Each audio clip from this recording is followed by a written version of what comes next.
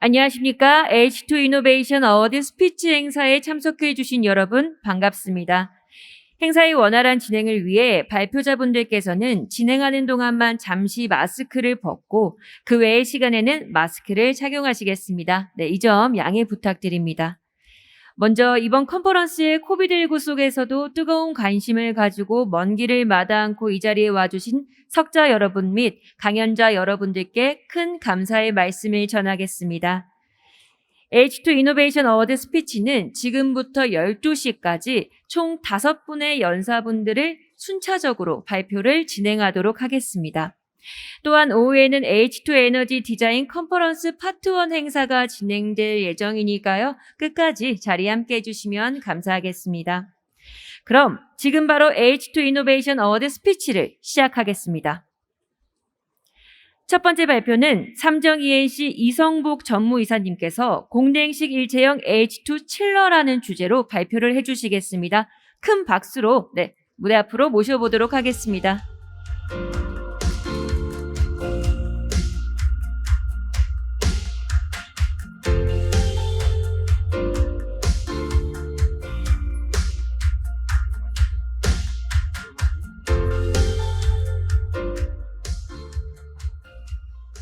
안녕하십니까.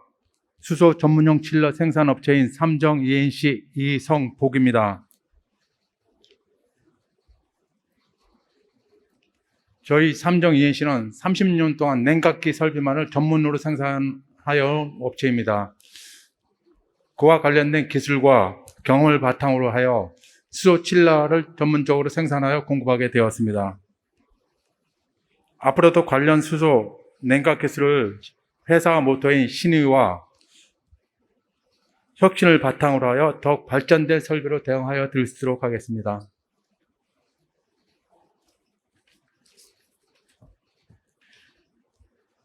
저희 삼정 ENC는 신뢰와 혁신이라는 기업 정신으로 사회 공헌과 더불어 꾸준한 기술 개발을 통해서 극역화 및 시 인증, 홍대용 발명상 등의 제방 인증 및 특허를 취득하게 되었습니다. 이런 특허 기술 및 발명 등에 대한 내용을 가지고 수소 전문 칠러를 생산하고 그에 따른 경험을 더불어 누구도 가지지 못했던 기술을 제공하고 있습니다.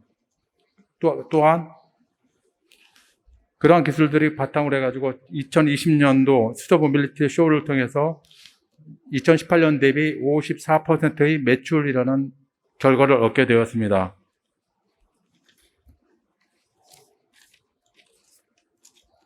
공랭식 일체형 수소 칠러는 주변 저희 한국과 같은 사계절 영향에 관계없이 일정한 효율로 제공할 수 있는 기술을 접목하여 마이너스 T40 조건이라는 요구 조건을 충족시키고 있습니다. 저희는 공랭식 칠러 기술을 소개하면은 공랭식 H2 칠러는 수소 충족용 부지 선정부터 제품 크기, 전력 감소 및 비용 절감, 계절 변화, 상업 운용까지 많은 사항 등을 획기적으로 개발 양산한 제품으로서 차세대 수소가스 충족용 수소 전문 칠러입니다. 저희 공랭식 수소 칠러는 고온 대기를 극복한 특수적 제작된 공랭식 응축기, 그다음 독립된 냉매 2사이클 구성, 1단 사이클이 아닌 2사이클로 1차, 2차 순간 급속 냉각이 가능합니다. 또 순행식 대비 20% 축소된 설치 면적을 가지고 있으며 부지 형태 관련 없이 사방 2m, 2m 공간 내 설치가 가능합니다. 개별 응축기 전용으로서 하자 시에는 T30 조건으로서 충전이 가능합니다. 순행식 전력 대비 약 17%의 전력 감소도, 그리고 공랭식 효율 대비 하절기 55%, 동절기 25% 증가라는 효과를 얻고 있습니다. 또한 특수 압축기 인버터로서 70Hz를 채택하여 수소가스 충전 부하를 극복하고 있습니다. 공랭식 일체형 칠러는 국산화 효율을 87% 달성을 하였고 여기에 관련된 제반 시설들을 갖추고 직접 생산을 하고 있습니다. 공내시 일체형 수소 칠라는 압축, 응축, 팽창, 증발이라는 기본 냉동 사이클을 비롯해서 그와 관련된 제어 기술을 접목하여 중앙감시실에서도 제어할 수 있는 시설을 갖추고 있습니다. 공냉식 일체형 칠러의 동작 원리는 내부에 장착된 프레온가스를 압축을 이용한 다음에 사이클을 운동하면서 응축 열원을 팬 풍량으로서 대기 중 강제 방열하고, 증발 열원은 열매체 유체, 그러니까 즉 실리콘 오일이라고 호칭을 하는데요. 실리콘 오일을 냉각함으로써 지속적으로 냉각 효과를 얻을 수 있는 시스템입니다.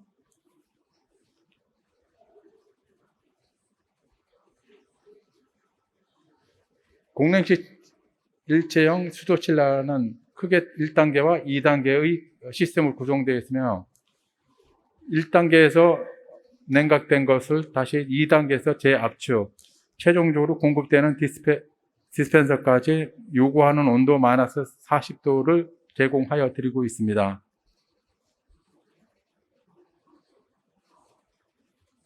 그리고 후발 주자들이 하지 못했던 충전 조건, 즉 T40에서 넥소 100kg 연속 충전, 상용차 99g 연속 충전 시간당입니다. 넥소 같은 경우나 또는 상용차 같은 경우 T40 조건으로서 원활하게 공급하고 있습니다. 버스의 경우 33km씩 3대를 연속 충전하였으며, 넥소의 경우 5km씩 15대 이상을 연속 충전하였습니다.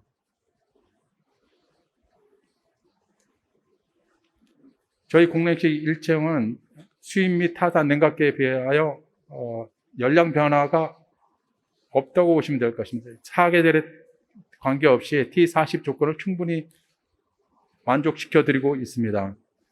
좀 전에 말씀드렸듯이 버스 충전 시 세대, 즉 33.509kcal를 시간당 20분에 충전시키고 있습니다.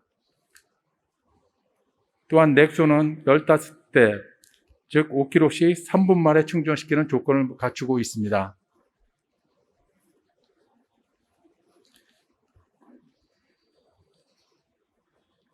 공냉식 일체형 수소 충전소 구성을 살펴보면은 크게 수소 트레일러 가져와서 컴프레셔에서 압축기로 한 다음에 TT 탱크라니까 수소 탱크를 충전을 하게 되고, 수소 탱크에서 받은 것을 다시 디스펜서 제어판을 통해서 공급하게 되는데요. 이러한 과정 중에 온도를 맞추기 위해서 저희 칠러는 반드시 필요하게 쓰이고 있습니다.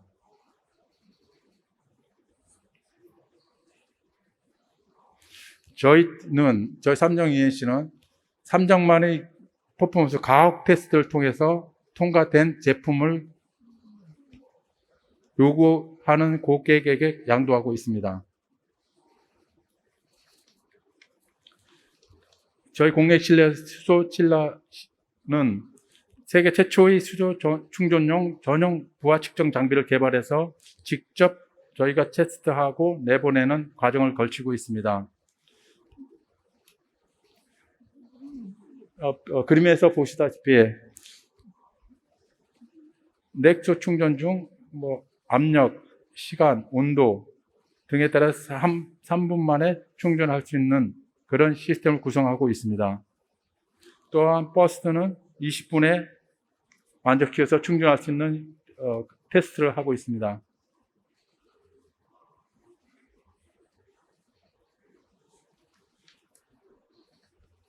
또한 공냉식 일체형 칠러는 효율적인 운영과 최고 등급이 안전이 요구되는 기술이 필요한데요. 여기에 관련된 방폭 성능 및 제반 규정도 안전하게 유지하면서 제작되고 있습니다.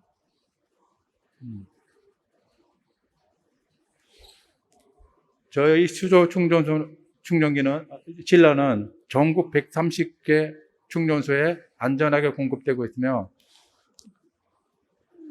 경상권 또는 강원권, 수도권, 충청권, 전라권 관계없이 항상 지원을 하고 있습니다.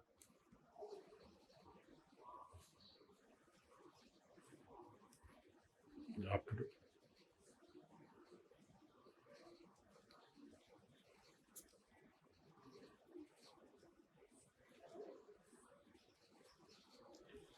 이 표에서 보시다시피 넥소는 요구되는 조건, 즉 일정 5kg의 압력으로 3분, 그 다음에 버스는 33km의 20분 만에 충전할 수 있는 T40 조건으로서 통과되어야지만 충전소 운영에 이상 없이 지원을 할 수 있는 것입니다. 저희는 또한 이러한 130개 충전소 공급을 하면서 서비스를 원활하게 위해서 원스텝 서비스를 지원하고 있습니다.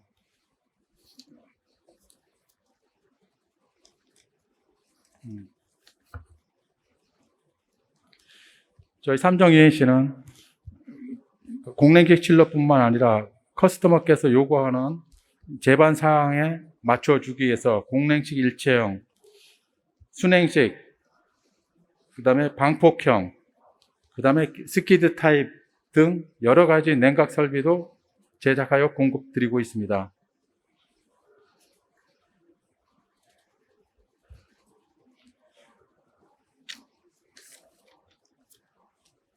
저희 삼정 ENC는 기술의 혁신과 사회적 책임을 다하는 수소 냉각기 전문 기업으로서 책임을 다하는 기업이 되도록 약속드리겠습니다. 이상입니다. 네, 발표 감사합니다. 이성복 전무이사님께서는 다시 자리로 착석해 주시기 바랍니다. 좋은 발표해 주신 이성복 전무이사님께 다시 한번 큰 박수 부탁드리겠습니다. 다음은 에너진 주식회사 이영철 연구소장님께서 에너진 수소 충전소용 대용량 수소 저장 압력 용기라는 주제로 발표를 해주시겠습니다. 큰 박수로 앞으로 모시겠습니다.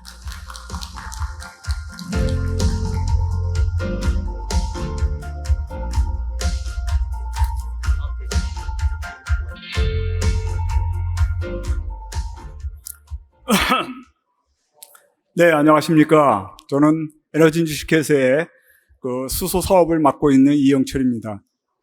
제가 오늘 말씀드릴 내용은 이번에 H2 이노베이션 어워드에서 대상을 받은 대용량 수소 저장 압력 용기 개발에 관한 전반적인 사항을 말씀드리도록 하겠습니다.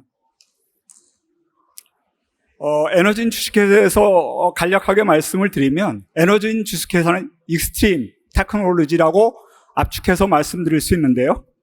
보시는 바와 같이 초고압, 초고온, 초저온, 그리고 초고진공, 그 다음에 급속 열 제어 등 극한 기술을 현재까지 발전시켜 왔습니다. 그러한 기술을 현재 수소 경제 사회에 적용을 하고자 지금 기술 개발을 진행하고 있고 일부는 판매를 하고 있습니다. 여러분들이 다 잘 아시겠지만 수소 충전 인프라는 보시는 바와 같이 트레일러로 수소를 공급해와서 압축기로 압축을 하고 고압으로 수소 저장을 한 후에 그 다음에 디스펜서로 충전하기 전에 저온으로 마이너스 40도로 냉각을 하는 이러한 과정을 거치게 되는데요. 이러한 수소 충전소의 에너지는 보시는 바와 같이 냉각을 하는 냉각 모듈, 그 다음에 고압으로 수소를 저장하는 고압 수소 저장 압력 용기, 그리고 압축기까지도 지금 진행을 하고 있는데요. 현재는 프리쿨러인 냉각 모듈과 고압 저장 용기 오늘 발표하는 인증을 완료했기 때문에 인전 판매를 계획하고 있고요. 현재 압축기는 기술 개발을 진행하고 있다라고 말씀드릴 수 있겠습니다.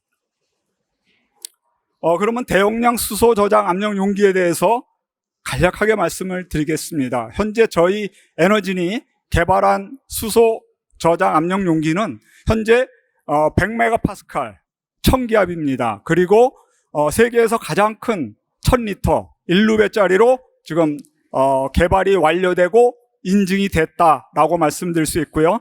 그리고 LBB, 파열하기 전에, 폭발하기 전에 리크가 일어나는 안전한 구조로 설계를 하고 제작을 했다라고 말씀드릴 수 있겠습니다. 먼저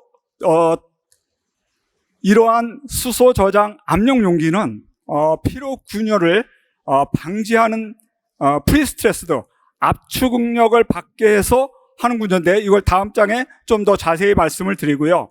현재 인증이 완료된 게 1000리터고 향후에는 1100 또는 1700, 물론 그 이상 2000리터 이상도 개발과 제작이 가능하다라고 말씀드릴 수 있고요. 저희 에너지넷에서는 단계별로 지금 진행을 할 예정입니다.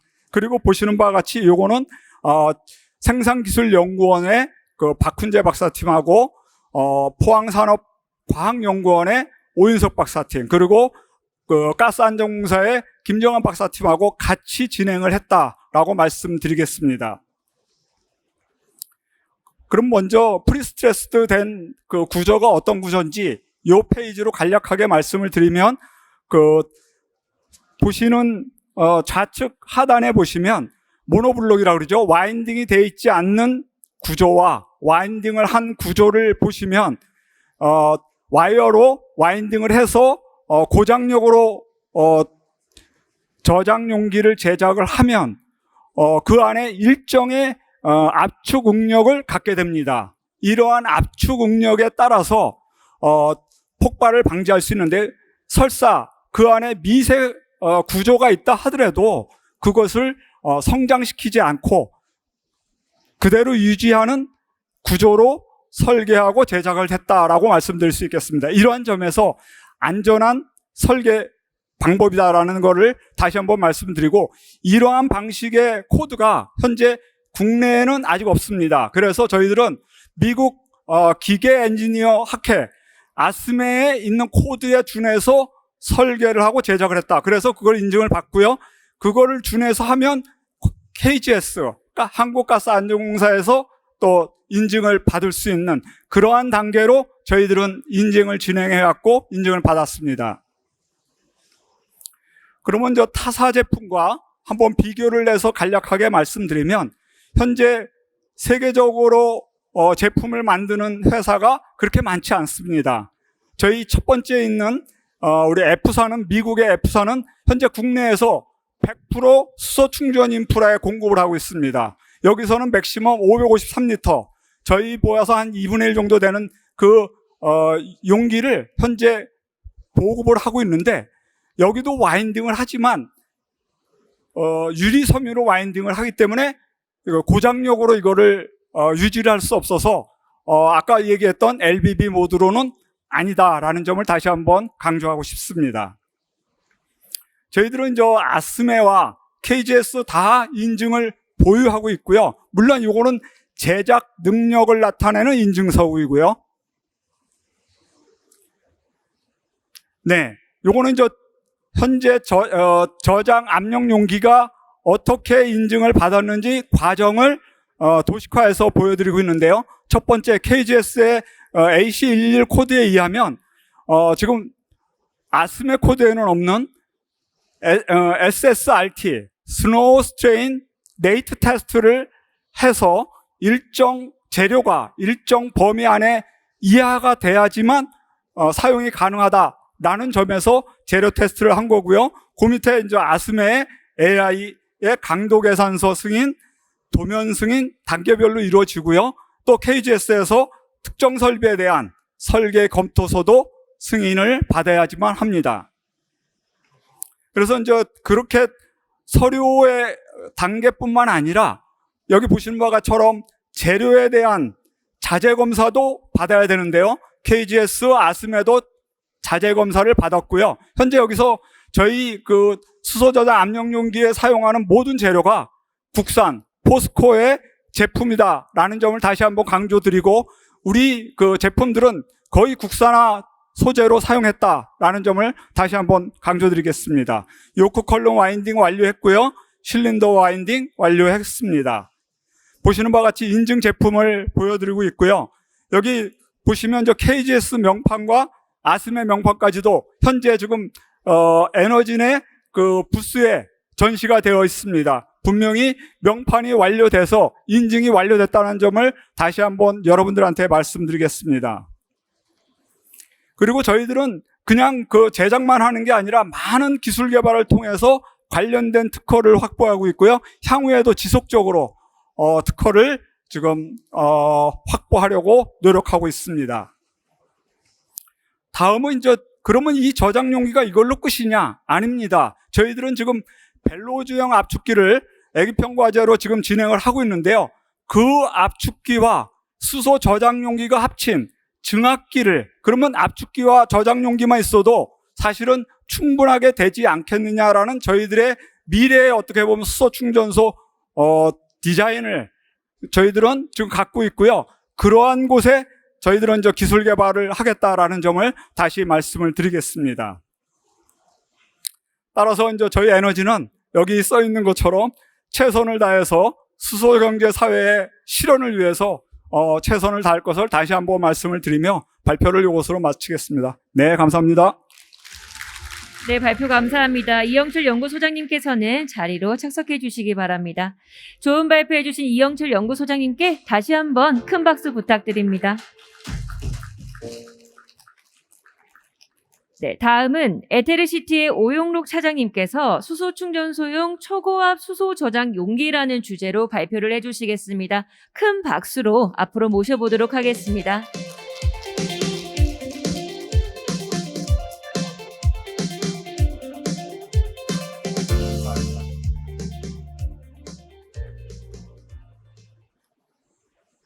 안녕하십니까. 에테르시티 기술연구소 오용록 차장입니다. 네. 먼저 저희 회사 기술과 제품을 소개할 수 있게 자리를 만들어 주신 분들께 감사 인사 먼저 드리고, 여기 계신 분들께서 아마 그 기술적인 부분에 대해서 아주 잘 알고 계신 분들이 거의 대부분이시겠지만 그렇지 않은 분들도 계실 거라고 생각을 해서 일단 가능하면 좀 쉽게 잘 전달될 수 있도록 한번 이야기해 보도록 하겠습니다. 네. 발표 순서는 저희 회사 소개에 이어서 수소 경제 정책과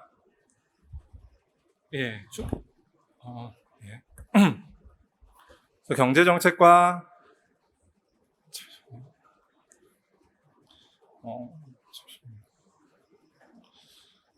시장 동향, 그리고 경제 정책과 시장 동향에 맞춰 개발된 수소 충전소 저장 용기에 대해 이야기한 다음, 타이번 수소 저장 용기의 최대 약점 중에 하나인 수소 취성에 대해서 이야기하고, 에테르시티 제품의 혁신성과 기술성에 대해 이야기하도록 하겠습니다.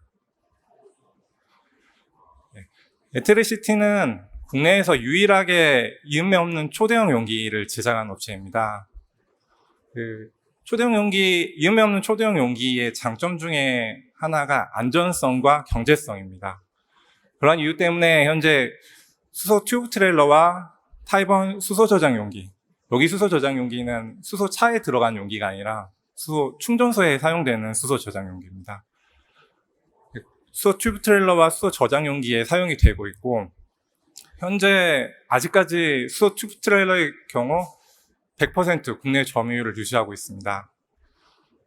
본사는 부산 강서구 녹산산단에 위치하고 있고 1992년도부터 초대형 용기 생산을 시작하였습니다. 2020년 NK그룹에서 분사해서 2년 현재 에테르시티로 새롭게 수소 전문 기업으로 도약하고자 사명을 변경하였고, 2020년부터 약 2년의 짧은 시간 동안 세계 인류 상품 선정과 히든 챔피언 기업, 그리고 과학기술 혁신상 수상과 수출의 탑 수상 등 많은 성과를 이루어낼 수 있었습니다.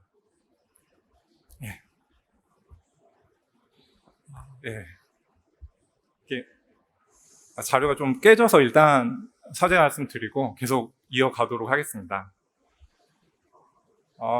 먼저 제품 개발 효과입니다.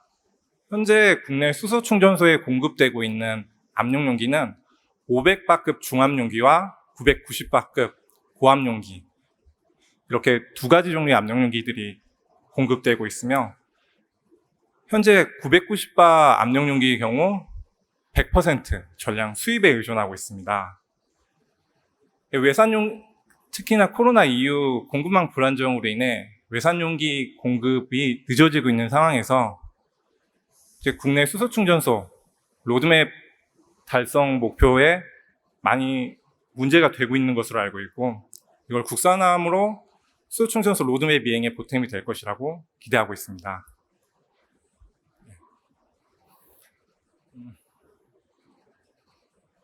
예.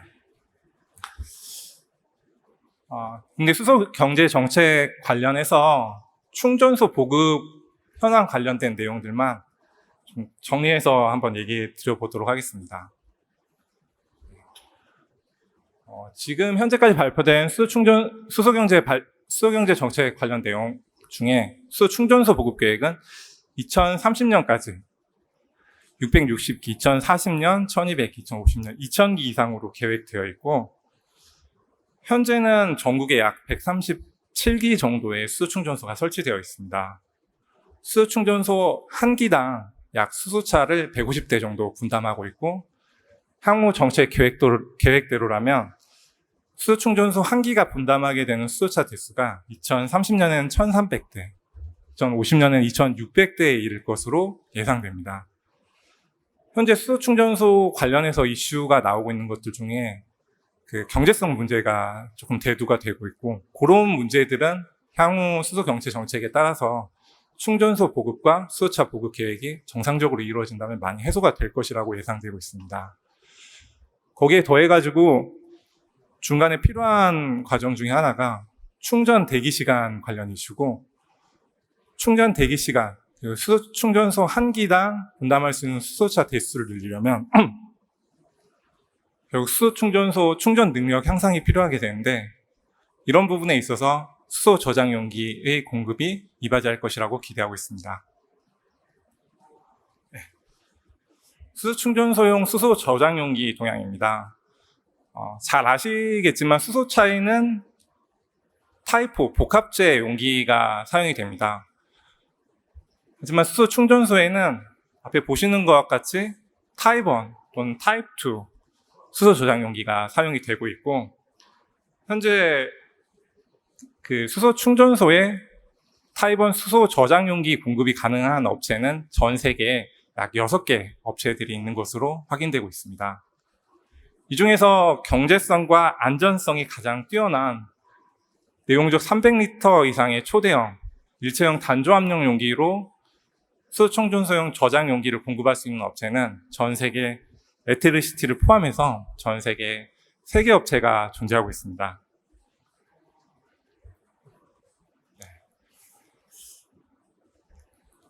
네. 에테르시티 수소 저장 용기에 대해서 이제 얘기해 보도록 하겠습니다. 수소 충전소용 수소 저장 용기는 타입1 강제 압력 용기로 아스메와 KGS 인증을 받았습니다. 아스메는 미국 기계학회, 그리고 KGS는 가스안전공사에서 발행하는 기준을 만족했다고 보시면 될 것 같고요. 고압용기의 경우 설계압력 990바, 중압용기는 555바 기준으로 제작이 되었습니다. 수소 충전소에 사용되는 수소 저장 용기는 수소 유통 단계에서 가장 고압으로 가장 대량의 수소를 저장하는 용기로, 지금 현재 중압 용기의 경우 에테르시티에서 작년 6월에 국산화를 통해 현재 국내 수소 충전소에 공급이 되고 있고, 국내 물량 중 약 50% 정도를 저희 업체에서 소화하고 있습니다. 990바 고압 용기의 경우 지난달 2022년 7월 아스메와 KGS 완성검사 승인을 완료하여 양산 체제를 구축하였습니다.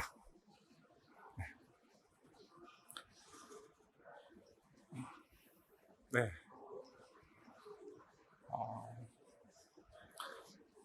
이게 고압 용기 같은 경우는 실제로 사용 압력은 875바 기준으로 총 내용적 1050리터, 수소 저장량 47.7kg 정도를 수소를 저장할 수 있고, 중압 용기의 경우 내용중 3000리터, 사용압력 500바 기준으로 77.8kg의 수소를 저장할 수 있습니다.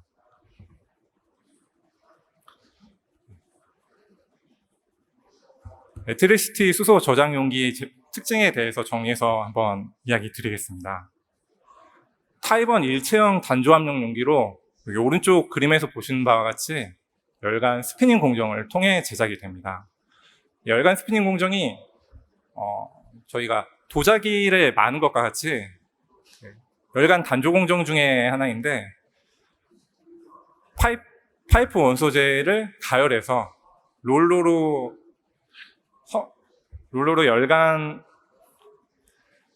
열간 단조 공정을 통해 제조한 방식이고, 현재 국내에서 초대형 용기의 열간 단조 공정이 개발된 업체는 에트리시티가 유일한 것으로 알려져 있습니다. 990바 저장 용기의 경우 두께가 최대 66mm에 이르며 현재까지 알려준 바로는 전 세계에서 가장 두꺼운 일체형 단조 압력 용기로 확인되고 있습니다. 타입4 용기 같은 경우는 보통 총으로 쏴도 문제가 없다, 뚫리지 않는다라는 얘기를 많이 하는데, 저희 타입1 일체형 단조 압력 용기의 경우는 기관총으로 쏴도 안전할 정도로 우수한 안전성을 자랑하고 있습니다.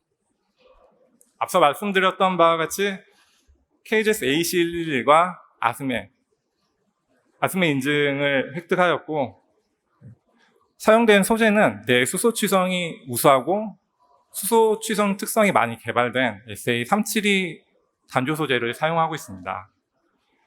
내부에는 특수연마 공정을 적용해서 이 뒤에 기술을 설명하는 부분에도 나오게 되는데, 수소 취성에 좀 더 적합한, 좀 더 우수한 특성을 가질 수 있게 내부 연마 공정을 적용을 하였고, 고압 수소 환경에 적합한 기밀부 설계가 적용되었습니다. 먼저 이게 제품에 대해서 설명하기 전에 수소 취성에 대해 간단하게 먼저 이야기하고 넘어가도록 하겠습니다. 다들 잘 아시고 계시는 내용이겠지만, 금속 같은 경우는 고압 수소 환경에서 수소 취성이 발현됩니다. 금속 내부로 수소가 침투하고 확산되어서 금속의 인성과 연성이 감소하고 취성이 높아진 현상으로 타입1 압력 용기를 제작하는 데 있어서 가장 문제가 되는 점 중에 하나입니다. 밑에 아래 네 가지 항목에 대해서 KGS AC1과 아스메 섹션 A 디비전 3 KD10에서는 수소 취성에 대한 검증을 요구하고 있고, 네 가지 항목 중에 위에 있는 두 가지가 이음매 없는 압력 용기에 대한 항목이고, 아래쪽이 일반적인 용접 압력 용기에 대한 기준입니다. 압력 기준이 상대적으로 많이 높은 걸 볼 수 있듯이 이음매 없는 압력 용기의 안전성을 확인할 수 있는 부분입니다. 수소 취성은 그 앞에 네 가지 항목에 대해서 진행하게 되고, 간단하게 설명을 드리면 일반 대기 환경이랑 실제 사용 압력의 고압 수소 환경 분위기에서 그 금속의 그 압력 용기 재질의 인성과 파괴성 특성을 확인하는 내용이라고 보시면 될 것 같습니다. 저속 변형률 인장 시험 같은 경우만 말씀드리면, 일반적으로 대기 압력에서 재료의 인장 응력이 100 인장 응력 기준을 100이라고 했을 때, 실제 사용 압력 기준에서는 100 기준에서 50 밑으로, 어떤 경우는 30이나 40% 수준밖에 확인이 안 되는 경우가 있습니다.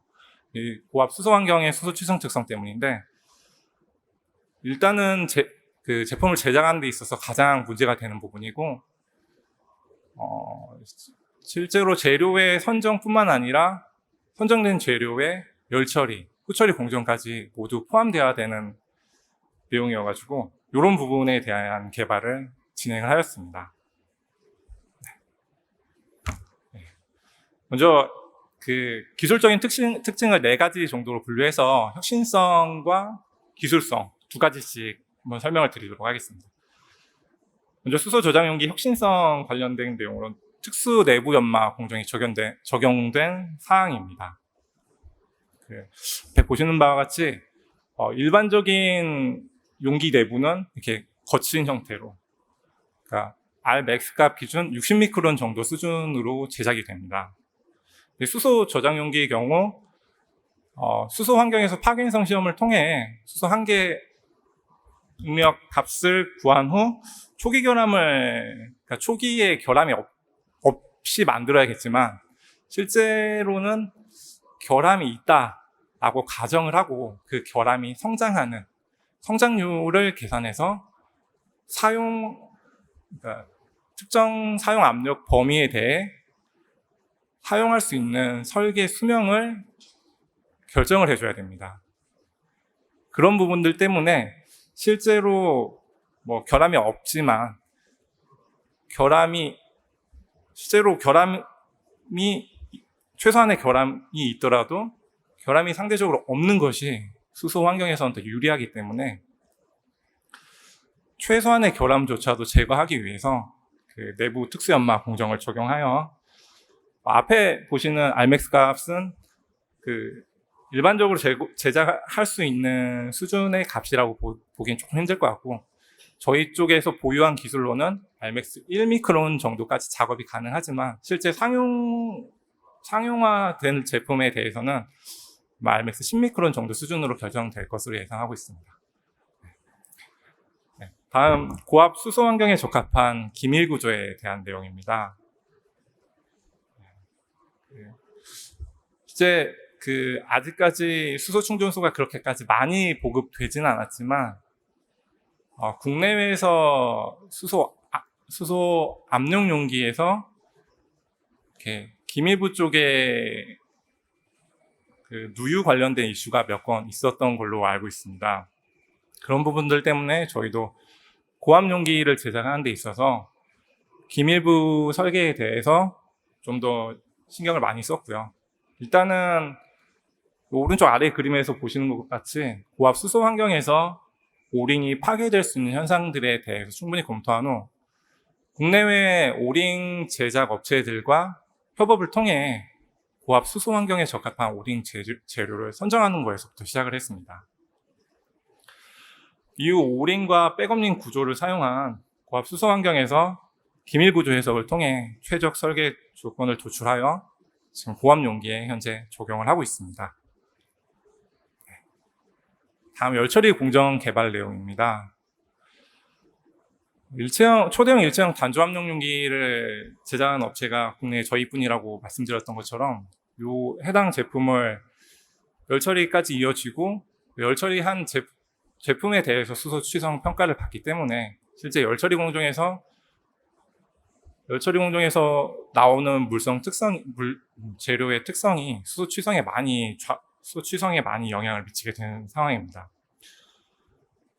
지금 수소 취성 조건을 피하기 위해서 인장 강도 범위 825와 915MPa, 90MPa 사이에 아주 좁은 범위 내에 물성값을 확보하기 위해 열처리 공정 개발을 진행을 했었었고, 이게 용기가 두껍다 보니까 그로 인한 균일화 열처리도 많이 문제가 됐었습니다.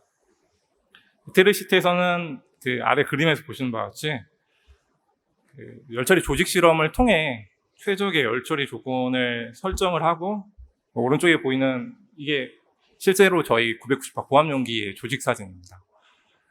아주 우수한 조직을 확보할 수 있도록 공정 개발을 진행을 하였고, 끝으로 66mm 이상 열간 단조 공정 개발 내용입니다. 이음에 없는 초대형 용기의 우수한 경제성과 안전성, 아주 우수한 특성들 때문에 지금 저희 업체의 제품이 수소 시장에서 많이 요구되고 있고 많이 수요도 많이 있는 것으로 알고 있습니다. 고압 용기를 개발하는 데 있어서 가장 어려운 점들 중에 하나가 66mm 이상의 아주 두꺼운 용기에 대해서 열간 단조 공정을 개발하는 내용이었습니다. 현재 정부 과제로 진행 중인 내용이고, 현재는 내용적 350L까지 개발이 완료되었습니다.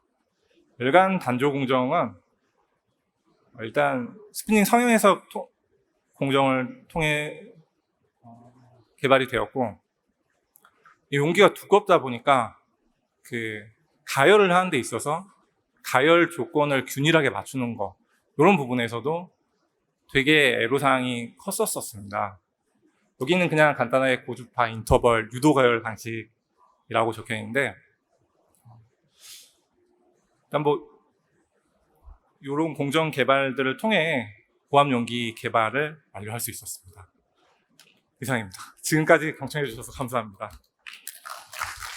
네, 발표 감사합니다. 좋은 발표해 주신 오영록 차장님께 다시 한번 네, 큰 박수 부탁드리겠습니다. 다음은 선박해양플랜트연구소 김현석 선임연구원님께서 선박용 액화수소 연료탱크 개발이라는 주제로 발표해 주시겠습니다. 네, 앞으로 모셔보겠습니다.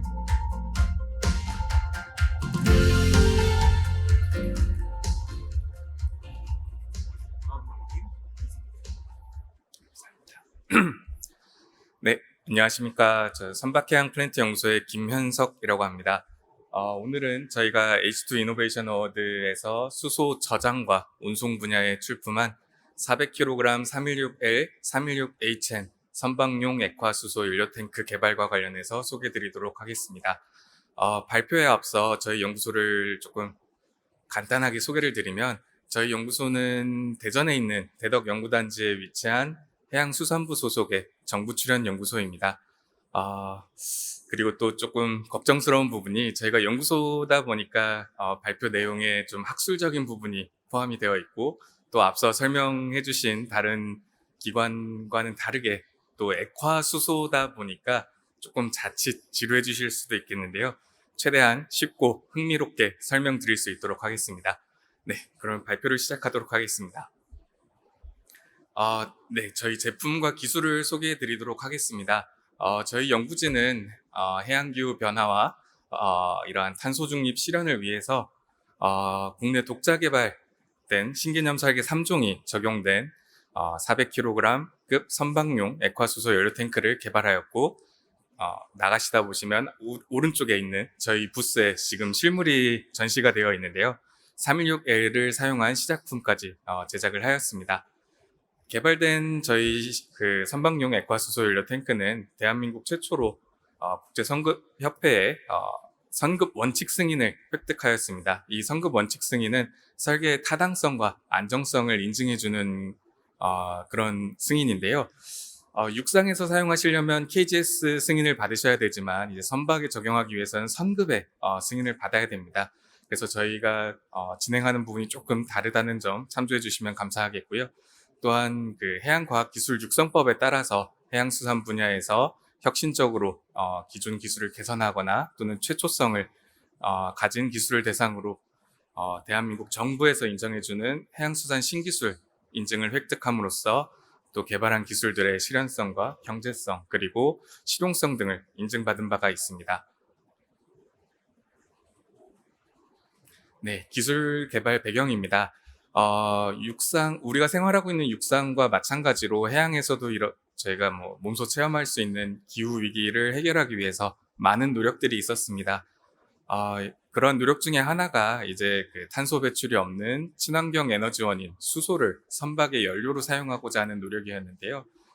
좌측 하단의 표와 그림에서 보실 수 있는 것과 같이 유럽 및 국내 그리고 최근에 미국에서는 고압 수소를 이용한 그런 수소 추진 선박들이 개발된 사례가 있습니다. 다만 조금 더 대형화된 그런 선박들에 적용하기 위해서는 아무래도 선박이 화물을 운송하는 것이 목적이다 보니까 공간 제약이 크고 이에 따라서 이제 저장 효율이 높은 액화수소 형태의 그런 니즈가 있었고, 이에 저희가 이러한 기술들을 개발하게 되었고요. 뿐만 아니라 표의 우측에서 보시는 바와 같이 선진국에서는 이제 다양한 형태의 선박에 액화수소를 적용하고자 많은 노력을 하고 있습니다. 이에 이제 그 미래의 조선해양 분야의 먹거리로 생각되는 액화수소 추진 또는 운송 선박과 관련된 원천 기술을 개발하고 확보하고자 저희가 이러한 연구를 수행하였습니다. 다음에는 이제 신개념 설계 3종과 이제 좀 다른 선진국들과의 차별성 이런 것들을 좀 설명드리고자 하는데요. 첫 번째는 열 전달 경로가 최소화된 내외조 연결 지지 구조물입니다. 좌측 그림과 같이 액화수소 연료 탱크는 아우터 탱크, 겉면을 싸고 있는 탱크와 안쪽에 액화수소를 보관하고 있는 초록색으로 표기된 탱크로 구분이 될 수가 있는데요. 이러한 탱크 사이는 진공이 유지되고 있지만 안쪽에 탱크를 적당한 거리를 유지하면서 띄워주기 위해서는 연결되는 지지구조물이 필요하게 됩니다. 다만 우리가 진공을 통해서 단열을 목적으로 하고 있지만 이러한 어쩔 수 없는 연결 부분 때문에 이제 외부가 약 30도, 40도 정도의 온도가 되는 곳에서 액화수소가 저장되는 영하 253도까지 이러한 열 차이로 인해서 열이 침입하게 될 수 있는 경로가 됩니다. 그래서 저희 연구진은 이러한 구조물을 좀 선진국 사례를 참고해서 개발을 했는데요. 좌측은 나사에서 운용하고 있는 액화수소 저장 용기입니다. 중간 정도쯤 보이는 그 연결 지지 구조물을 보시게 되면 끝단에 그 삼각형으로 뾰족한 그런 구조물을 보실 수가 있습니다. 이러한 구조물은 단면적을 줄이기 위한 특수한 설계가 되겠고요. 또 우측에서는 그 일본과 호주에서 액화수소의 대륙간 운송을 실증하고자 하는 그런 프로젝트에서 사용되고 있는 선박과 액화수소 저장 용기의 그 지지 구조물입니다. 이 프로젝트에서는 그 지지 구조물 사이에 중간에 공극이 있는 걸 확인하실 수가 있습니다. 이 또한 그 단면적을 최소화하기 위한 노력으로 봐주시면 될 것 같습니다. 이러한 그 단면적을 최소화하는 것은 그 열 전도를 낮추기 위한 그런 노력인데요. 우리가 열 전도도를 낮출 수 있는 방법은 세 가지입니다. 하나는 이제 온도를 제어하는 거고, 하나는 재료를 선택하는 것, 또 다른 하나는 접촉 면적을 최소화하는 겁니다. 온도는 저희가 이제 액화수소를 저장하는 것을 목적으로 하고 있기 때문에 크게 저희가 컨트롤할 수 있는 변수는 아니고요. 재료 같은 경우는 선박의 거동에 따른 강성과 또 열 전도도가 낮은 재료인 지텐을 이렇게 강성을 확보하기 위한 스테인리스 스틸과 지텐을 적절하게 조합하여 사용을 하였습니다. 지텐 같은 경우는 액화수소가 저장되는 20켈빈 근처, 영하 250도 근처에서 매우 낮은 열 전도도를 갖고 있습니다. 저희가 요 우측 하단의 최종 설계를 살짝 공개해 드렸는데요. 사실 저희가 공식적으로는 공개를 못 드리지만 저희가 열 전도도를 최소화하기 위해서 위상최적 설계를 활용을 하였고, 결과적으로는 이제 열 전달 경로가 최소화된 이러한 연결 지지 구조물을 개발을 하여 시작품에도 적용을 하였습니다. 좌측의 선진국 사례와 비교해 보시면 유사한 점도 있지만 또 독특한 그런 부분들이 있습니다. 네, 그리고 다음 신개념 설계는 특수형상 방파판이 되겠습니다.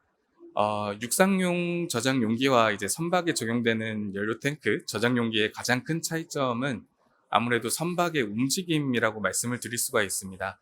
그리고 또 저희가 개발한 제품 같은 경우는 연료 탱크로 사용되기 때문에 수위가 이제 지속적으로 변하게 됩니다. 이러한 부분이 생겼을 때에는 이제 1차적으로 탱크 내부에 충격 압력이 발생할 수가 있고, 또 요즘 날씨가 쌀쌀해지고 있는데요. 편의점 온장고에서 이렇게 캔커피를 꺼내서 이렇게 살짝 흔들어 보시면 캔커피가 조금 더 따뜻해지시는 것을 경험하신 적도 있으실 겁니다. 때문에 이러한 선박의 움직임에 의해서 이러한 유동이 발생하게 되면 원치 않는 액화수소의 기화가 발생할 수 있는데요. 이러한 부분들을 이제 저희가 해결하고자 좌측 하단의 그림과 이제 우측 하단 부분에 이제 그래프로 나타낸 바와 같이 특수형상 방파판을 개발하여 적용하였습니다. 조금 상세하게 보여드리면 좌측 상단 그림은 방파판이 없을 때 50%의 연료가 채워져 있을 때 선박이 움직이는 상황에서의 내부 움직임이고요. 우측 하단에 있는 거는 이제 방파판에 이제 구멍이 뚫려 있는 그러한 형상, 이러한 형상도 이제 많이 사용되고 있는데, 이러한 형상의 경우에는 크게 이렇게 좀 저감 효과가 없는 것으로 확인이 되었습니다. 좌측 하단은 저희가 개발한 특수 형상의 방파판인데요. 이러한 방파판 같은 경우 동일한 조건에서 가장 좋은 성능을 나타낸 것을 확인을 하였습니다. 네, 그리고 다음 신기술은 그 단열 성능 향상을 위한 증기냉각 차단막입니다. 보통 이러한 증기냉각 차단막의 개념은 액화수소에 대한 경험과 노하우를 가지고 있는 선진국에서는 이미 좀 차용을 하고 있는데요. 다만 그 적용 대상이 소형, 이동형 극저온 유체 저장 용기입니다. 그 듀어라고 하는 그런 데 이제 많이 적용이 되는데요. 저희는 이러한 부분을 키워서 기술적 난제를 좀 극복하고 대형으로 이렇게 제작을 하였습니다. 이 증기냉각 차단막은 앞서 설명드린 그 연결 지지 구조물에서 열이 침입하는 것을 기화되어서 나가는 수소를 통해서 그 열이 다시 바깥으로 배출될 수 있도록 하는 그러한 설계가 되겠습니다. 액화수소가 영하 250도에서 저장되다 보니까 기화되는 수소 또한 영하 170도, 180도 이 정도 온도인데요. 이 온도에 이제 외부에서 들어오는 열을 담아서 다시 바깥으로 뽑아내는 그러한 기술이 되겠습니다. 이러한 열 전달 경로를 외부로 우회하기 위해서 저희는 20켈빈에서 앞서는 열 전도도가 낮은 G10이라는 물질을 사용했다면 이번에는 열 전도도가 높은 구리를 활용을 했는데요. 좌측 그림과 같이 이너 탱크와 아우터 탱크 사이에 금색으로 칠해진 저런 구조물이 들어가 있고 그 구조물만 따로 떼서 보면 스파이럴 형태의 벤트 파이프, 그 기체가 빠져나가는 파이프가 적용이 되어 있습니다. 원래 벤트 파이프는 보통 이런 우측 상단에 보시는 그림처럼 직선 형태인데요. 저희는 좀 접촉 면적을 늘려서 효율을 향상시키기 위해서 이러한 스파이럴 형태, 나선 형태로 적용을 하였습니다. 그래서 일단 해석적으로 전산유체 해석을 통해서 저희가 결과를 비교를 해봤는데요. 우선 아무것도 설치가 되어 있지 않은 경우 외부 온도와 내부 그 액화수소가 저장된 용기 사이에 온도가 이제 균일하게 분포하는 걸 확인하실 수가 있습니다. 보통 저게 이제 평형 상태로 보시면 되는데요. 저희가 나선형 벤트 파이프를 조금 적용을 해보면 그 파이프가 있는 부분에서는 조금 냉각 효과가 있는 것으로 확인하실 수가 있지만 그다지 큰 차이는 없습니다. 다만 저희가 적용한 증기냉각 차단막을 이렇게 적용을 하게 되면 이너탱크에 액화수소가 저장되어 있는 이너탱크의 온도와 거의 유사한 그러한 온도의 영역이 훨씬 넓어진 것을 확인하실 수가 있습니다. 그래서 우선 수치상으로는 단열 성능을 약 18% 정도 개선할 수 있는 그러한 구조물이 되겠습니다. 그리고 다음으로는 저희가 조금 신강제에 대해서 설명을 드리고자 하는데요. 앞서 설명해 주신 것처럼 압력에 의한 수소 취하도 있지만 온도에 따른 수소 취하도 있습니다. 때문에 이제 저희 연구진들은 현재 규정상 사용할 수 있는 스테인리스 316L 뿐만 아니라 국내 원천으로 개발된 스테인리스 316HN 질소의 함량을 좀 높여서 말텐사이트 안정화도를 높인 그러한 강제를 적용을 하였고 시작품으로 제작하진 않았지만 성급 원칙 승인과 신기술 인증을 통해서 타당성과 안전성을 인정을 받았습니다. 그리고 액화수소를 선박에 적용한 경우는 이제 아마 노르웨이의 MF 하이드라라는 선박이 세계 최초가 될 것 같은데요. 저희가 개발한 거는 이제 용량은 상대적으로 조금 적지만 소재나 이러한 신기술 부분에서는 좀 차별성을 갖추고 있다라고 설명드릴 수 있을 것 같습니다.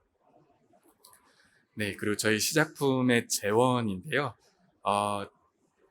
캐패시티는 400kg, 약 6,000리터의 액화수소를 저장할 수가 있고 BOR, 그 단열 성능을 나타내는 보일 오프 레이트 같은 경우는 1% per day, 그러니까 가만히 놔두면 1%가 증발해서 없어지는 그러한 성능을 갖추고 있습니다.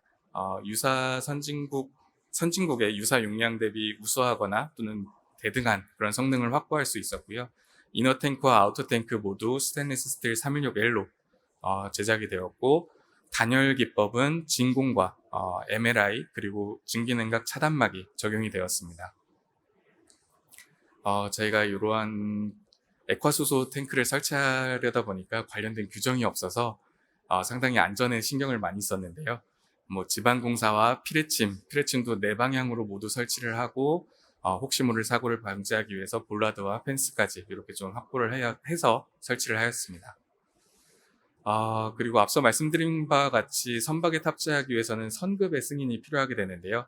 저희가 개발한 시작품의 단열 성능과 진공 유지 능력은 선급의 입회하에 객관적으로 평가가 되었습니다. 그래서 액화 질소를 활용해서 BOR과 진공도를 확인을 하였고요. 액화 질소를 사용했을 때는 약 0.46% per day, 액화 수소로 치환했을 때는 약 0.9%%대로 확인을 하였습니다. 네, 그리고 신기술 확대 전략입니다. 저희가 선박용으로 이렇게 개발을 하였지만 개발된 신기술 같은 경우는 좌측에서 보실 수 있는 이런 1톤급 저장 탱크 또는 3톤급의 그 액화수소 트레일러에 적용을 할 계획을 갖고 있습니다. 마지막으로 향후 계획을 설명드리면 저희 선박해양 플랜트 연구소에서는 친환경 선박 관련 인프라를 왼쪽과 같이 구축을 하고 있습니다. 이러한 인프라는 실제 선박에 탑재하시기 전에 기업이나 연구소 어디서든 이제 그 육상에서 사전에 해보실 수 있는 인프라고요. 24년도 말 정도부터 운영에 들어갈 예정입니다. 아울러 저희 연구소에서 개발하고 있는 우측에서 보실 수 있는 3,000톤급 친환경 대체연료 시스템 해상실증 선박이 있습니다. 이 선박에는 LNG, 암모니아, 그리고 액화수소를 탑재해서 뭐 연료뿐만 아니라 연료를 사용하는 추진 시스템인 연료전지, 그리고 배터리도 테스트해 보실 수 있는 선박인데요.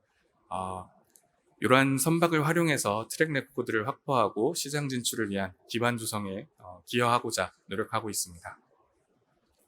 네, 도출된 성과이고요. 앞서 설명드렸다시피 상급 승인과 신기술 인증 그리고 국내외 특허를 보유하고 있습니다. 네, 감사합니다. 네, 감사합니다. 좋은 발표해 주신 김현석 선임연구원님께 다시 한번 큰 박수 부탁드립니다.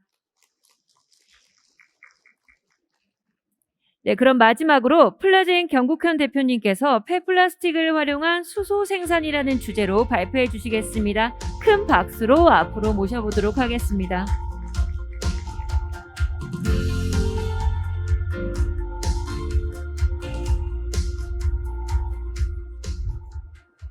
예, 처음 뵙겠습니다. 저 플라젠의 경국현 대표입니다.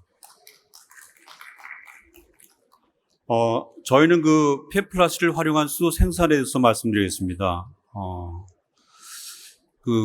저희가 이제 온실가스, 이제 지구온난화를 방지하기 위해서 저희가 현재 전 세계적으로 탄소에서 수소로 에너지 전환을 해야 되는 상황이고요. 수소를 생산하는 방식이 그동안은 이제 천연가스를 개질한 수소였습니다. 그리고 국내에서 공급되는 거의 모든 수소가 천연가스를 개질한 수소로 아직 공급이 되고 있습니다. 그런데 천연가스를 개질하는 과정에서 천연가스를 그냥 연료 쓰는 것보다 더 많은 온실가스를 배출하고 있는 상황이고, 그리고 온실가스를 배출하지 않은 그린 수소를 공급을 해야 합니다.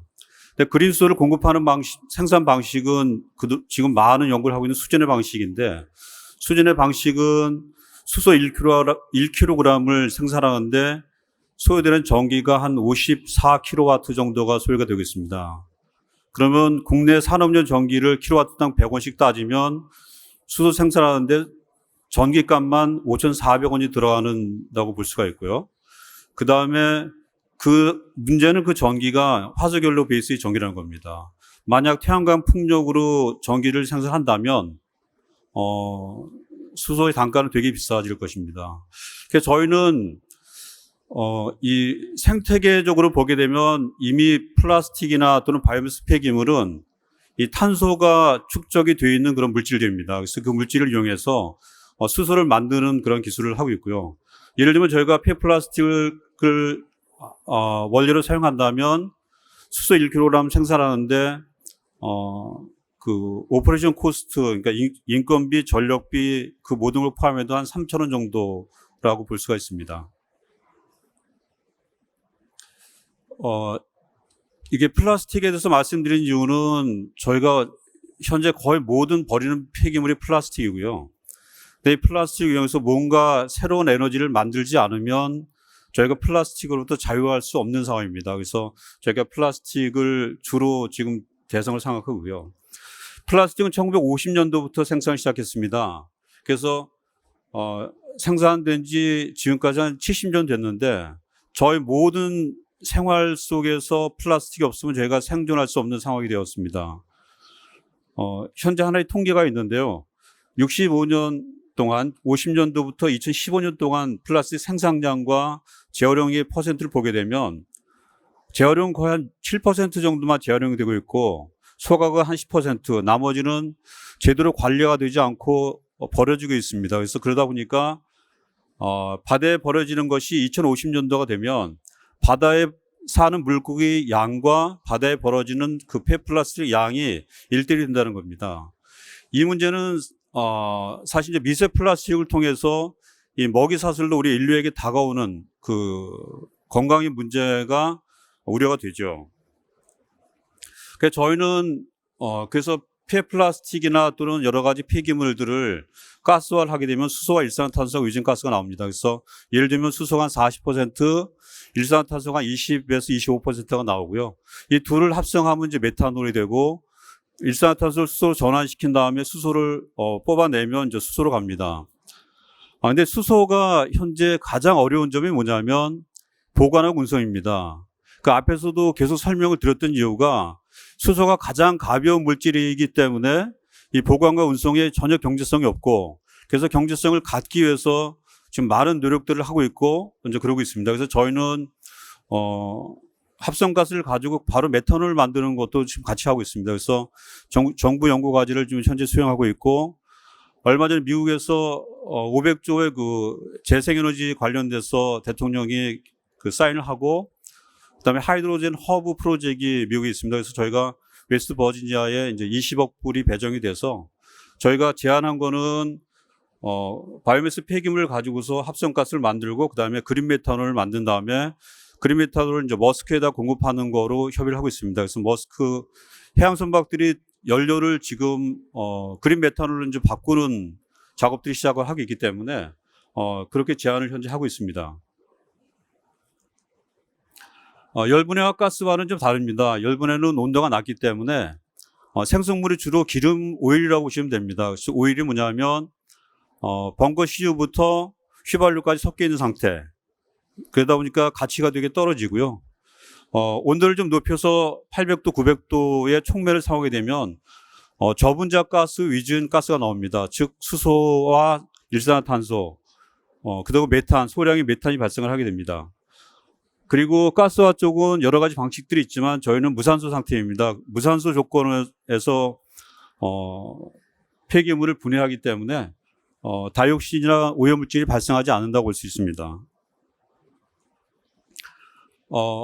저기 이제 화학 쪽에서 보게 되면 국내에서는 대체로 원유 베이스의 어떤 석유화학 플랜트들이 이루어져 있고요. 그래서 이제 열분의 오일을 납사 대용으로 사용하고자 하는 시도를 하고 있습니다. 그 이유는 뭐냐면 가스가 우리 LNG 형태로 오다 보니까 그 천연가스를 가지고 무슨 케미컬을 만들기에는 경제성이 나오지 않기 때문에 이제 원유 베이스로 가고 있고요. 그래서 저희는 합성가스를 통해서 이제 메탄올 합성을 하고, 그리고 메탄올 합성을 통해서 다른 어떤 케미컬들을 만드는 쪽을 검토를 하고 있습니다. 가스화 기술입니다. 가스화는 여러 가지 기술들이 있는데요. 고정층 가스화가 아주 오래전부터 사용된 가스화입니다. 일종의 순 만드는 기술인데요. 1차 대전, 2차 대전 때 그 목탄차라는 게 있습니다. 그래서 차량에 가스 엔진을 쓰는데 가스 엔진의 연료를 나무를 가스화시킨 그 불안전시킨 가스를 가지고서 자동차가 가는 겁니다. 그다음에 이제 기포 유동층, 그다음에 순환 유동층. 이 방식들은 폐기물의 한 10% 또는 20%, 30%를 연소를 시키고 그 연소된 연소열을 가지고 나머지를 분해시키는 겁니다. 그러다 보니까 합성가스와 연소가스가 혼합돼서 나오고 혼합돼서 나오다 보니까 합성가스의 퀄리티가 많이 떨어집니다. 예를 들면 수소 농도가 이제 맥시마 10%, 그다음에 합성가스의 발열량도 한 1000kcal 정도로 떨어지게 됩니다. 그래서 개발된 게 이제 이중 유동층 가스화입니다. 이거는 오스트리아 이제 비엔나 대학에서 개발했고요. 그래서 2000년대부터 이 플랜트가 유럽, 일본 쪽에 가동이 되고 있습니다. 이 방식은 이제 합성가스와 연소가스를 분리시키다 보니까 합성가스의 수소 농도가 40%, 그다음에 발열량도 3000에서 4000kcal 정도 높아지게 됩니다. 현재 수소 생산 기술입니다. 그동안은 천연가스의 위주의 그다음에 석탄가스화였었는데, 저희가 이제 앞으로 수소를 그러면 수전해와 이제 바이오매스를 이용해서 생산해야 합니다. 그러니까 수소는 현재 지구상에 존재하지 않는 가스이기 때문에 이것을 과연 어떻게 경제성 있게 만들 것이냐가 가장 관건입니다. 예를 들면은 한국은 수전의 기술로 되게 어려운 게요. 일단 재생 전기값이 미국보다 한 3배 비쌉니다. 그러면 수전을 통한 전기 수소 가격이 워낙 비싸지기 때문에 국내에서 수전을 통해서 수소를 생산한다는 것은 아마 쉽지 않은 얘기 같습니다. 그리고 그 기술도 앞으로 한 10년 정도 개발해야, 전 세계적으로 개발해야 경제성 있는 수소가 만들어지는데, 그럼 과연 그동안 수소를 어떻게 만들 것인가가 가장 현재 남은 숙제인 것 같습니다. 그래서 저희는 그 바이오매스 폐기물인 경우에는, 바이오매스는 공기 중에 이산화탄소를 광합성에 의해서 식물이 수소로 들어와 있기 때문에 이것이 다시 연소가 돼서 CO2가 나가더라도 서스테이너블하다고 볼 수 있어서 바이오매스 폐기물은 바로 그린 수소에 해당이 됩니다. 즉 음식물 쓰레기, 폐목, 하수 슬러지, 가축 분뇨 또는 농업 폐기물 등이 해당이 되고요. 근데 폐플라스틱은 다른 쪽 그린이라고 하기는 좀 약간 이슈가 있습니다. 왜냐하면 화석 연료에서 나왔기 때문에. 그래서 있는데, 저희가 폐플라스틱은 폐기물 처리 차원에서, 그리고 우리가 수소를 만들어야 하는 입장에서 지금 저희가 수소 생산을 하고 있습니다. 다양한 그 수소 생산 기술이 있습니다. 예를 들어서 폐기물이나 또는 폐플라스틱이나 또는 바이오매스 폐기물을 가지고서 가스화를 통해서는 바로 수소가 나오고요. 근데 열분해를 통하면 열분해 오일이 나오는데, 열분해 오일을 다시 개질을 해야 됩니다. 근데 좀 전에 말씀드렸다시피 열분해 오일에는 이 벙커CU와 휘발유가 섞여 있는데, 이 벙커CU 부분의 개질이 쉽지 않습니다. 그래서 많은 연구 개발이 좀 필요한 거고요. 그 다음에 바이오매스인 경우에는 형성소화를 통해서 이제 바이오가스를 만드는데, 저게 바이오가스 자체가 사실은 그린 에너지입니다. 근데 저걸 다시 수소를 만들게 되면 효율이 되게 한 30% 떨어지는 문제도 있고, 또 하나가 형식소화는 미생물에 의해서 유기물을 분해하는데, 유기물의 한 50% 정도만 분해가 되고 50% 정도는 폐기물로 발생을 하게 됩니다. 그래서 저희가 서울시에 하수 슬러지를 가지고 수소 만드는 연구를 서울시랑 같이 하고 있는데, 서울시에서 하초회장에서 형식성 소화 과정을 통해서 바이오가스를 뽑고 남은 그 하수 슬러지가 서울에 1년에 한 75만 톤 됩니다. 75만 톤 정도 됩니다. 그래서 그걸 가지고 수소를 만들고, 그다음에 나오는 애쉬를 이 친환경적으로 이렇게 사용하는 방안을 좀 같이 연구하고 있습니다. 수소는 가장 그 가벼운 물질이다 보니까 운송에 되게 어려움이 있습니다. 그래서 생산 비용보다는 운송 비용이 비싸고, 이 문제를 해결하기 위해서 앞에서도 많은 연구자들이 발표를 하였습니다. 또한 수소는 워낙 가볍다 보니까 700바로 압축을 했을 때 수소가 42kg인데 액화를 해도 2배가 되지 않습니다. 그래서 여러 가지로 수소는 분산 생산이 가장 답인 것 같고요. 장거리 이송은 경제성을 갖기 위해서는 많은 연구 개발이 필요한 것 같습니다. 그래서 저희는 이 지역에서 발생하는 폐기물을 가지고서 수소를 만들어서 그 지역에 공급하는 그 분산 생산, 분산 수요로 저희는 그렇게 방향을 잡고 있습니다. 폐플라스틱 1톤을 가지고 수소가 한 60kg 정도가 만들어지고요. 그다음에 수소를 분리하는 과정에서 나오는 테일가스였습니다. 그래서 예를 들면은 수소라든가 또는 일산화탄소, 그리고 메탄 성분들이 있는데, 그 테일가스를 가지고 가스 엔진을 돌리면 추가적으로 전기가 400kW가 생산이 됩니다. 그래서 어떻게 보면 가장 현재 저렴한 수소 생산 기술인 거고요. 근데 이 가스화가 현재 가장 그 버틀목이 뭐냐면, 가스화는 공기가 없는 상태에서 분해를 시키다 보니까, 환원 상태다 보니까 거기서 많은 타르가 발생을 합니다. 근데 타르가 후단에 열교환기를 폐쇄시키다 보니까 전체적인 플랜트 운영을 가동을 못하게 하는 측면 때문에 현재 여기 이제 버틀목이 있었고요. 그래서 저희는 이 문제를 좀 해결하기 위해서 가스화 상부의 타르 개질 장치를 개발해서 삽입을 시켰습니다. 단지 이제 저희는 원료가 분리할 필요는 없고요.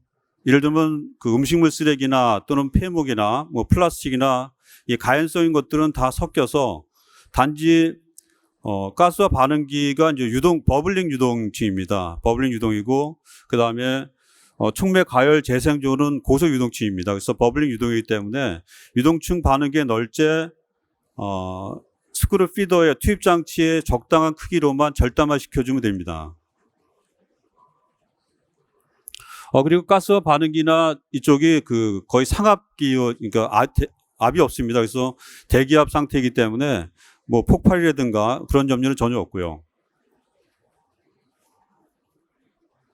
이렇게 보시면 우측에 좌측에 있는 것이 이제 현재 유럽에서 가동되고 있는 그런 기술입니다. 근데 이제 우드칩의 베이스인 경우에는 타르 발생력이 작기 때문에 문제가 되지 않는데 이 폐기물이 들어가게 되면 버블링 유동층 온도가 거의 한 850도에서 폐플라스틱 같은 경우는 850도가 되면 그냥 휘발돼서 고부장태로 날아갑니다. 그러니까 날아가다 보니까 그 부분이 타르로 생성이 되게 되고 이 타르로 인해서 후단의 열교환기가 폐쇄됨을 통해서 거의 작동을 못하고 있습니다. 그래서 저희가 타르 개질 장치를 상부에 넣고 그 촉매를 성능을 향상시켜서 타르 발생량이 작은 합성가스를 만들었고 이 합성가스를 통해서 후단에 폐기물을 이용한 그 수소 생산이라든가 또는 메탄올 합성이 가능하게 되었습니다. 저희가 중부대학교에 하루에 1톤 규모의 플랜트를 만들어서 지금 운영을 하고 있고요. 높이는 15m입니다.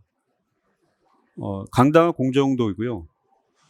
저희가 이제 플랜트를 만들어서 현재 가동을 하고 다양한 폐기물들을 대상으로 실험을 하고 있습니다. 그리고 저희는 현재는 수소인데 수소가 아까 말씀하셨다시피 운송과 보관이 쉽지 않아서 저는 현재 이제 메탄올 합성과 같이 병행을 좀 하고 있습니다. 그런 이제 가능하면 지금 항공유 합성도 지금 염두에 두고 있습니다. 이것이 이제 그 수소 관련된 프로세스입니다. 네, 이상으로 마치겠습니다. 네, 감사합니다. 좋은 발표해 주신 경국현 대표님께 다시 한번 큰 박수 부탁드리겠습니다. 이것으로 오전 행사인 H2 이노베이션 어워드 스피치를 모두 마치겠습니다. 점심 식사 후 이곳에서는 오후 1시부터 H2 에너지 디자인 컨퍼런스 파트 1 행사가 진행될 예정입니다. 마지막까지 자리하셔서 함께해 주시면 감사하겠습니다. 네, 이상입니다. 고맙습니다.